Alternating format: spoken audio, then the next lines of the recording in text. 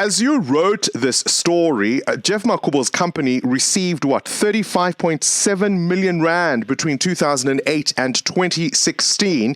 He says nothing to see here. When Regiments first got this contract with the city, he wasn't MMC, he wasn't mayor, he couldn't possibly have influenced things, and whatever renewal happened was on the back of something that was already there when he got into office. That seems to make sense, does it not? Well, I mean, it's quite a simplistic way of looking at things.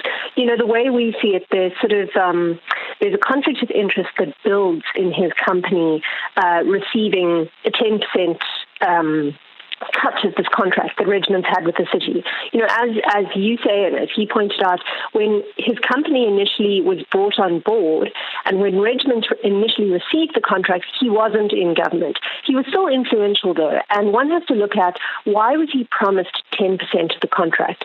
Now, as the commission went through on Friday, you know, the services he was offering were incredibly vague, and for the most part, it seems to have boiled down to him offering to maintain strategic relationships with the city. So that's not a case of saying, you know, help me get the contract. It's a case of saying, help me keep this contract sweet. And one has to then look at when did that become problematic.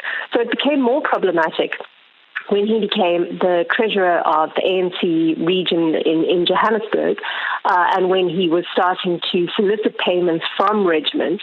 It became very problematic, though, when he became MMC of Finance in 2011. And what you see is the contract is meant to run out at that point, and instead what happens is the contract gets extended. And so you have this bizarre situation where the MMC of Finance in the city, you know, the sort of political head of the largest and most lucrative municipality in South Africa, is sitting there getting 10% of one of the biggest contracts. In fact, the biggest contract in the city of Johannesburg. Current events, developing stories, tough questions, your voice making a difference. This is Breakfast with Bongani Bingwa.